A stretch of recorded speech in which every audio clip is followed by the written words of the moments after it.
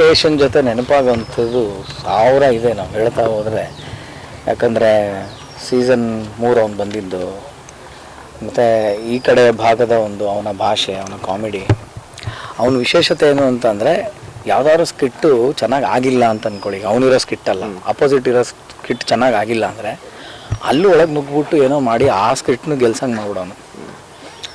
ಅಥವಾ ಅದ್ರದ್ದೇನೋ ಒಂದು ಫಾಲ್ಟ್ ಆಗಿದ್ದರೆ ಇವ್ರ ಸ್ಕಿಟ್ಟಲ್ಲಿ ಅದನ್ನು ಮಾಡೋಣ. ಅಂದರೆ ಸ್ಪಾಂಟೇನಿಟಿ ಮಾಡ್ತಾ ಇದ್ದರಲ್ಲಿ ರಾಕಿ, ಸೂರಜ್ಜು, ಮನು ಈ ಥರದವರು. ಸೊ ನನಗೆ 24 ಅವರ್ಸಲ್ಲಿ ಎಲ್ಲಿದ್ವಿ, ಎಲ್ಲಿ ಬಂದಿದ್ದೀನಿ ಅಂತ ಅನ್ನಿಸ್ತಾ ಇದೆ. ಜಸ್ಟ್ 24 ಅವರ್ಸ್ ಶಿಫ್ಟ್ ಮಾಡಿಕೊಂಡ್ರೆ ಏನೋ ಈ ಟೈಮಲ್ಲಿ ಎಲ್ಲಿದ್ದೆ, ಇವಾಗ ಇಲ್ಲಿದ್ದೀನಿ, ಇಷ್ಟೇನ ಲೈಫು ಅಂತ ಅನ್ನಿಸ್ಬಿಡುತ್ತೆ. ಸೊ ರಾತ್ರಿ 3 ಗಂಟೆಗೆ ನಯನಾಥ್ ಫೋನ್ ಬಂತು. ಸರಿ ಅಂತ ರಿಸೀವ್ ಮಾಡಿದ್ರೆ ಅಳ್ತಾನೆ ಇದ್ದಾಳೆ. ಫಸ್ಟ್ ಆಫ್ ಆಲ್ ಅಷ್ಟೊತ್ತಿಗೆ ಯಾರದೇ ಫೋನ್ ಬಂದರೂ ಭಯ ಆಗುತ್ತೆ. ಏನಮ್ಮ ಏನು ಅಂತಂದು ರಾಕಿ ಅಂತಿದ್ದಾಳೆ, ಸುಮ್ಮನೆ ಅಳ್ತಿದ್ದಾಳೆ. ಏನು ಇಲ್ಲ ಹಿಂಗೆ, ಸುಮ್ಮನೆ ನೀನೇನು ತಮಾಷೆ ಮಾಡೋಕ್ಕೆ ಒಂದು ಟೈಮ್ ಇಲ್ವಾ ನಿನಗೆ ಅಂತ. ನಾನು ಒಂದ್ಸಲ ಇವ್ರು ತಲಾಟೆ ಏನೋ ಮಾಡ್ತಾರೆ ಜೊತೆಲೆಲ್ಲ ಸೇರ್ಕೊಂಡು ಅಂತ ನಾನು ನೋಡಿದ್ರೆ ವಿಷಯ ಸೀರಿಯಸ್ಸು. ಆಮೇಲಿಂದ ಕೆಲವರೆಲ್ಲ ರಾತ್ರಿ ಹೊರಟರು, ಸ್ವಲ್ಪ ಬೇಗ ಬಂದರು. ನಮಗೆ ಫಸ್ಟು ಲೊಕೇಶನ್ನು ಹಾಸ್ಪಿಟಲ್ಗೆ ಹಾಕ್ಬಿಟ್ಟಿದ್ರು. ಸೊ ನಾವು ಅಲ್ಲಿ ಹೋದ್ರಿ ಕಾರ್ಕಳಕ್ಕೆ, ಹಂಗೆ ಹೋಗ್ಬಿಟ್ವಿ. ಅಲ್ಲೋಗಿ ನೋಡ್ತೀವಿ ಎಲ್ಲ ಇಲ್ಲಿ ಬಂದುಬಿಟ್ಟಿದ್ದಾರೆ ಅಂತ. ಅದಕ್ಕೆ ಸ್ವಲ್ಪ ಬರೋದಕ್ಕೆ ಲೇಟ್ ಆಯಿತು. ಅದೇ ಸರ್ ಏನು ಮಾಡ್ತೀರಾ, ಅವನು ಒಂಥರ ಮುದ್ದು, ತುಂಬ ಕ್ಯೂಟ್ ಅವನು, ಮುದ್ದು ಈಗಲೂ ಅಷ್ಟೇ. ನಾನು ಅದಕ್ಕೆ ಅವ್ನಿಗೆಲ್ಲರೂ ನಮಸ್ಕಾರ ನನಗೆ ಥರ ನಮಸ್ಕಾರ ಮಾಡ್ಬೇಕು ಅನ್ನಿಸ್ತಾ ಇಲ್ಲ. ಅವ್ನು ನಿಜವಾಗ್ಲೂ ಕೆನ್ನೆ ಗಿಂಡಿ ಅವ್ನು ಮುದ್ದು ಮೂಗಿ ಹಿಂಗಂದು ಒಂಥರ ಮುದ್ದೆ ಮಾಡಿದೆ ನಾನು ಅವನ್ನ. ಹಂಗಾಗಿ ಸಾಕಷ್ಟು ನೆನಪುಗಳು ಸರ್, ಏನೂ ಹೇಳೋಕ್ಕಾಗಲ್ಲ. ನಮ್ಮ ಸಿನಿಮಾ ಕೂಡ ಮಾಡ್ದ ಪಾಪ. ಮತ್ತು ಅವ್ರದ್ದೆಲ್ಲ ಒಂದು ಬ್ಯಾಚ್ ಇದೆ, ಅವ್ರದ್ದೊಂದು ಕೋಆರ್ಡಿನೇಷನ್ ಚೆನ್ನಾಗಿರುತ್ತೆ ಅವ್ರದ್ದು. ಹಂಗಾಗಿ ಅವ್ರನ್ನೆಲ್ಲ ಇಟ್ಕೊಂಡು ನಾವು ಒಂದು ಸೀನ್ಸ್ ಎಲ್ಲ ಮಾಡಿದ್ವಿ ಸಿನಿಮಾದಲ್ಲಿ. ವೆರಿ ಟ್ಯಾಲೆಂಟೆಡ್, ಒಂದು ತುಂಬ ಅತ್ಯಂತ ಪ್ರತಿಭಾನ್ವಿತ ಒಬ್ಬ ಕಲಾವಿದನ ಇವತ್ತು ಕನ್ನಡ ಚಿತ್ರರಂಗ ಕಳ್ಕೊಂಡಿದೆ.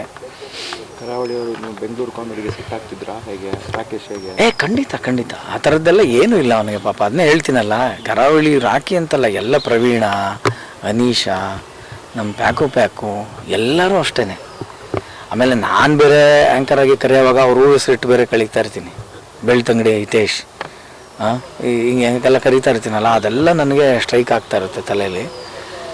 ಸೊ ಅವನು ಇಲ್ಲ ಅಂತ ಅಂದ್ಕೊಳ್ಳೋದೇ ಅರಗಿಸ್ಕೊಳಕ್ಕಾಗದೇ ಇರೋವಂಥ ಒಂದು ವಿಷಯ ಸರ್. ಅಂದರೆ ನಾವು ಎಷ್ಟೋ ಇಂಟರ್ವ್ಯೂ ಕೊಡ್ತೀವಿ, ಬೈಟ್ಸ್ ಕೊಡ್ತೀವಿ, ಈ ಥರದ್ದು ಭಾರಿ ಹಿಂಸೆ ನಮಗೆ.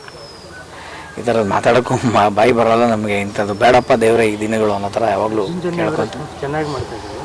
ಅದು ಭಾಳ ಚೆನ್ನಾಗಿ ಮಾಡೋನು ಅವನು. ಅದನ್ನೇ ಹೇಳ್ತೀವಲ್ಲ, ಅದು ಇಂಪ್ರೊವೈಸೇಷನ್ನ ಯಾರಿಗೂ ಹರ್ಟ್ ಆಗದಿರಂಗೆ ಮಾಡೋನು ಅವನು. ಈಗ ಏನೋ ಒಂದು ಅನುಕರಣೆ ಮಾಡಿದಾಗ ಅವ್ರಿಗೆ ಹರ್ಟ್ ಆಗೋ ಥರ ಅಲ್ಲ ಅದು. ಎಷ್ಟು ಚೆನ್ನಾಗಿ ಮಾಡೋನು ಅಂದರೆ ಅವರೇ ಎದ್ದು ಬಂದು ಮತ್ತೆ ಅವನ್ನ ತಬ್ಕೊಂಡು ಅಂತ ಅಂದ್ಬಿಟ್ಟು ಅವನ್ನ ಇದು ಮಾಡೋರು. ಒಟ್ಟು ಅವ್ನು ಹೇಳ್ಬೇಕಂದ್ರೆ ಅವ್ನು ಈಸ್ ವೆರಿ ಕ್ಯೂಟ್. ಅವನೊಂಥರ ಟೆಡಿಬೇರ್ ಥರ, ಎಲ್ಲರೂ ಅವ್ನು ಎತ್ಕೊಂಡು ತಬ್ಕೊಂಡು ಆ ಥರದಿದ್ದಂಥ ಲವಲವಿಕೆ ಹುಡುಗ. ಅದೇ ಹೇಳ್ತೀನಿ, 24 ಅವರ್ಸಲ್ಲಿ ನೆನ್ನೆ ಇಷ್ಟು ನಾವೇನೇನೋ ಖುಷಿಯಾಗಿ ಹೆಂಗೆ ಎಲ್ಲೆಲ್ಲೋ ಇದ್ವಿ, ಈ ಥರ ಇವತ್ತು ಇಲ್ಲಿ ಸೇರೋ ಥರ ಆಗಿದೆ. ನಮ್ಮ ಎಲ್ಲ ಕಂಟೆಸ್ಟೆಂಟ್ಸು ಎಲ್ಲರನ್ನೂ ನೋಡಿದಾಗ ಆ ಮುಖ, ಆ ಕಣ್ಣೀರು ಅದೆಲ್ಲ ನೋಡಿದಾಗ ಖಂಡಿತ ಅವನಿಗೆ ಎಲ್ಲ ಒಳ್ಳೊಳ್ಳೆ ಫಿಲ್ಮ್ಸ್ ಮಾಡ್ತಿದ್ದ, ಒಳ್ಳೆ ಆಫರ್ಗಳು ಬರ್ತಾಯಿತ್ತು. ಏನೋ ಸರ್ ಅಷ್ಟೇ ಪಡ್ಕೊಂಬಂದಿದ್ದೆ ಅಷ್ಟೇ ಏನೋ ಅಂತ ಅನ್ಸ್ಬಿಡುತ್ತೆ ಒಂದ್ಸಲ. ತಂಗಿ ಮದುವೆ ಮಾಡಿಸೋ ಕನಸಾಗಿ ಉಳಿತು ಅಂತ ಎಲ್ಲರೂ ಮಾತಾಡ್ಕೊತಿದ್ರು. ಹೌದು, ಅದೇ ಇವಾಗ ಒಂದು ದೊಡ್ಡ ಟಾರ್ಗೆಟ್ ಆಗಿ ಎಲ್ಲರೂ ಅದೇ ಮಾತಾಡ್ತಾ ಇದ್ದೀವಿ. ಅದನ್ನ ಹೆಂಗೋ ಒಂದು ಚೆನ್ನಾಗಿ ಮಾಡಬೇಕು ಸರ್. ಇವಾಗ ಏನಾಗುತ್ತೆ, ನಾವು ಕೈಲಾಸನೇ ತಂದು ತಕಡೀಲಿ ಹಾಕಿದ್ರು ಅವ್ರಿಗೆ ಸಮಾಧಾನ ಆಗಲ್ಲ ಅಲ್ವಾ. ಈಗ ನಾವು ಮದುವೆನೇ ಗ್ರ್ಯಾಂಡ್ ಮಾಡ್ಬೋದು, ತಿರ್ಗಾ ಅಲ್ಲಿ ನಮ್ಮ ಅಣ್ಣ ಇಲ್ಲ ಅಂತ ಆ ಹೆಣ್ಮಗುಗೆ ಫೀಲ್ ಆಗುವಂಥ ಒಂದು ಫೀಲನ್ನು ನಾವು ಯಾರೂ ಹಬ್ಬ ತೂಕ ಹಾಕೋಕ್ಕಾಗಲ್ಲ. ಯಥಾಶಕ್ತಿ ಹೆಂಗಾಗುತ್ತೋ ಅಟ್ಲೀಸ್ಟ್ ಅವನ ಖುಷಿಗೆ ಅಲ್ಲಿಂದ ಹರಿಸ್ಲಿ ಅಂತಕ್ಕಂಥದ್ದು. ಆ ನಿಟ್ಟಿನಲ್ಲಿ ಏನಾದ್ರು ಒಂದು ಮಾಡಬೇಕು. ಮತ್ತು ಮುಂದಕ್ಕೆ ಹೋಗ್ತಾ ಅವ್ರ ತಾಯಿ ನನಗೆ ಆ್ಯಕ್ಚುಲಿ ಬರ್ತಾ ಆಮೇಲೆ ಕಾರಲ್ಲಿ ಹೇಳಿದ್ರು, ಅವ್ರ ತಾಯಿ ತುಂಬ ಅಟ್ಯಾಚ್ಮೆಂಟು ಅಂದ್ಬಿಟ್ಟು ಅಂತ. ನಾನು ಏನಪ್ಪ ರಗಳೆದು, ಹಿಂಗಾದರೆ ಹೆಂಗೆ, ಎಲ್ಲರಿಗೂ ಇರುತ್ತೆ ತಾಯಿ ಅಟ್ಯಾಚ್ಮೆಂಟು. ಅದರಲ್ಲಿ ಅವರು ತುಂಬ ವಿಪರೀತ ಮುದ್ದೆ ಅಂತಲ್ಲ ಅವನು. ನಮಗೆ ಅಷ್ಟು ಮುದ್ದೆ ನಾವಾಗಿನ ತಾಯಿಗಿಲ್ಲದೆ ಇರ್ತಾನೆ. ಈಗ ಅದನ್ನೆಲ್ಲ ಹೆಂಗೆ ಏನು ಇವರು ಇಲ್ಲಿದ್ದು ಏನು ಮಾಡ್ತಾರೆ, ಮುಂದೆ ಹೆಂಗೆ ಇವರ ಸಂಸಾರ ಹೆಂಗೆ ನಡೆಯುತ್ತೆ, ಇದೆಲ್ಲವೂ ಭಾಳ ಕಷ್ಟವಾದಂಥ ಒಂದು ಪ್ರಶ್ನೆ. ಬಟ್ ಅದೇನೆ ನೋಡ್ಬೇಕೀಗ ಮದುವೆ ಮತ್ತು ಅದ ನಂತರ ಹೆಂಗೆ ಅನ್ನೋದನ್ನೆಲ್ಲ ನಾವೆಲ್ಲ ಟೀಮ್ ಒಟ್ಟಿಗೆ ಕೂತೇನೋ ಒಂದು ಮಾಡಬೇಕು ಅಂತಿದ್ದೀವಿ, ಮಾಡ್ತೀವಿ ಸರ್. ನಿಖರ ಸುದ್ದಿ, ಸದಭಿರುಚಿಯ ಕಾರ್ಯಕ್ರಮ. ನೀವು ನೋಡ್ತಾ ಇದ್ದೀರಾ ಕಹಳೆ ನ್ಯೂಸ್, ಸಮಾಜದ ಜಾಗೃತಿಗಾಗಿ ವಸ್ತುನಿಷ್ಠ ವರದಿ.